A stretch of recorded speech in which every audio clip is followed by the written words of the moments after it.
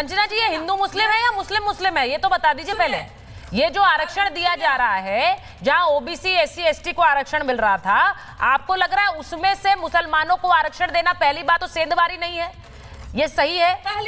पहली बात तो आपको ये सवाल भारतीय जनता पार्टी से पूछनी चाहिए कि उनका दोगला रवैया क्यों है। अच्छा। उनके साथ में जब कोई होता है, नीतीश कुमार जी इसकी तारीफ करते हैं तो इनको अच्छा लगता है, चंद्रबाबू नायडू इसको देने की बात करते हैं तो इनको अच्छा लगता है, कोई और कहता है तो इनको बुरा लगता है। दरअसल ये मुद्दा ही इसलिए आज पिच किया जा रहा है ताकि जो नीतीश कुमार जी बिहार में किया है ना नेशनल एंथम का अपमान, प्रेम कुमार जी समीर जी को भी स्क्रीन पे देना पड़े इनको, इसलिए लाओ। अच्छा, दोगलापन है भाई बीजेपी का। तुहिन सिन्हा जी आपका पार्टी का दोगलापन कह रही है कंचना जी, वो कह रही है ये मुसलमान मुसलमान नहीं, हिंदू मुसलमान आपकी पार्टी कर रही है, आपको आरक्षण में दिक्कत क्या? जी नमस्ते सुचारिता जी, सबको नमस्ते। देखिए मैं हैरान हूँ कि आज सरकारी कॉन्ट्रैक्ट्स में 4% मुस्लिम आरक्षण में मुस्लिम लीग की मानसिकता है। आप समझ सकती हैं कि जब आज यहाँ के इंफ्रास्ट्रक्चर प्रोजेक्ट्स जो है वो धर्म के आधार पर वो अलॉट किए जाएंगे, इससे बड़े शर्म की बात क्या हो सकती है? अब और क्या बचा रहेगा? क्या कर्नाटक स्टेट की क्रिकेट टीम में भी 4% मुसलमान रिजर्वेशन लाएंगी आप? क्या स्वास्थ्य व्यवस्था में भी वहां पर डॉक्टरों के चयन में और नर्सेस के चयन में आप मुस्लिम आरक्षण देंगी? इस प्रकार से देखिए, यही सोच जो है आज से 100 साल पहले टू नेशन थियरी का आधार बनी थी, हर चीज में इनको अलग। लेकिन मैं इसमें सुचारिता जी आपको 18 साल पहले जाना पड़ेगा, 18 साल पीछे जाना पड़ेगा। 2006 में जब डॉक्टर मनमोहन सिंह ने स्पष्ट तौर पर कहा था कि इस देश के जो संसाधन हैं उस पर पहला अधिकार माइनॉरिटीज का होना चाहिए और वो भी विशेषकर मुस्लिम्स का, तो हमने शायद उनको सीरियसली नहीं लिया था। लेकिन कांग्रेस ने अपनी मंशा उस वक्त साफ कर दी थी। 2009 में उन्होंने इसी बात को दोहराया था और 2011 में जो इन्होंने कम्युनल वायलेंस प्रिवेंशन बिल लाने की कोशिश की थी, जिसको हमने निरस्त कर दिया था, जिस प्रयास को हमने निरस्त कर दिया था, उससे ज्यादा भयंकर कम्युनल बिल कोई नहीं हो सकता था इस देश में। तो कांग्रेस पिछले 20 वर्षों में एक सुनियोजित तरीके से मुस्लिम लीग के चिन्हों पर चलने का मन बना चुकी है। और अब जहां जहां बचे कुचे राज्य में, जहां 3 राज्य उनके पास है, 3.5 राज्य उनके पास बचे हैं, मेरे ख्याल से अब एक अलार्म बेल, एक अर्जेंसी बताई गई है कि अगर अभी नहीं करे तो कांग्रेस शायद जो 3 राज्य बचे हैं वो भी पूरी तरह से निकल जाएंगे। लेकिन ये मानसिकता का हम विरोध करेंगे और इसकी कोई तुलना नहीं है। अगर ये चंद्रबाबू नायडू जी के साथ तुलना कर रही है, देखिए जो हमारे national commission of backward caste है वो इजाजत देती है, उसमें प्रावधान है कि कुछ मापदंडों का यदि पालन होता है तो कुछ मुसलमान समुदाय ओबीसी लिस्ट में आ सकते हैं।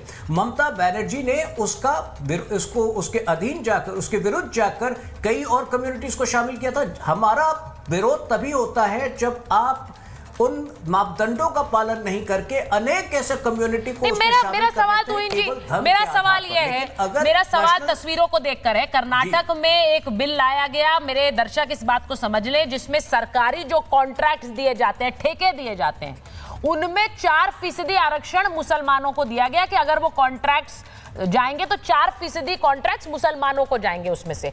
अब ये बीजेपी कह रही है प्रेम कुमार जी कि 4% से शुरुआत की है, आगे जाकर 100% हो जाएगा। कैसे रोकोगे इसे? आपके तुष्टीकरण की हद क्या है? 4% फिर 100% तक चले जाओगे आप। सरकारी कॉन्ट्रैक्ट में मुस्लिम्स को रिजर्वेशन देने का क्या मतलब है भाई? सुचारिता जी, सबसे पहले आप अपने दर्शकों को जब जानकारी दे रही हैं तो ये बताइए कि वहाँ उसमें मुस्लिमों नहीं अल्पसंख्यकों लिखा हुआ है। अच्छा। आप तो बीजेपी नहीं है ना कि मुसलमान बोलेंगे। अल्पसंख्यक है तो उसको करेक्शन दे के बताइए। अब उसके बाद आइए इस सवाल पर कि हाँ ये सही है या गलत है। इसके दो पहलू हैं, एक संवैधानिक पहलू है और दूसरा राजनीतिक पहलू है। संवैधानिक पहलू में मुझे भी लगता है सुचारिता जी कि ये अदालत में नहीं टिकेगा, ये रद्द हो जाएगा, क्योंकि जो ये चूंकि पैटर्न से हट करके हैं, जो शैक्षणिक आरक्षण या दूसरे किस्म के आरक्षण होते हैं उससे एक अलग किस्म का ये मॉडल है जो हमारे हिंदुस्तान में कहीं किसी स्टेट में है नहीं। तो मुझे लगता नहीं कि संवैधानिक रूप से ये टिकेगा। तो तीसरी बात है कि राजनीति है, निश्चित रूप से राजनीति है।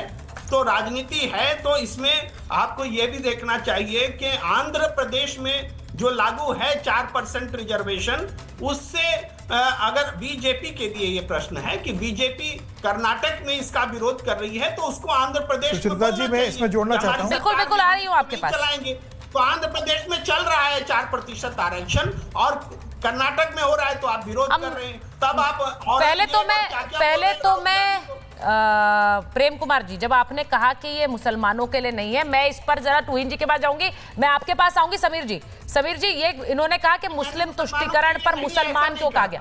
प्रेम कुमार जी, मैं सिर्फ नंबर्स आपके सामने रख रही हूं, अल्पसंख्यक माइनॉरिटीज, सुन लीजिए प्रेम कुमार जी, माइनॉरिटीज अल्पसंख्यक कर्नाटक में, एक सेकंड समीर जी, कर्नाटक में तकरीबन 13% मुसलमान माइनॉरिटीज हैं, क्रिश्चियन है तकरीबन 1.2%, जैन तो 0.7% है, सिख और बुद्धिस्ट भी उतने ही हैं।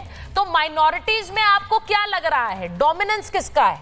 ये इसीलिए बताना जरूरी है क्योंकि आपने कहा कि ये मुस्लिम्स नहीं है, ये अल्पसंख्यक है। कर्नाटक में सबसे बड़ी संख्या किसकी है माइनॉरिटीज में, ये भी बता दीजिए।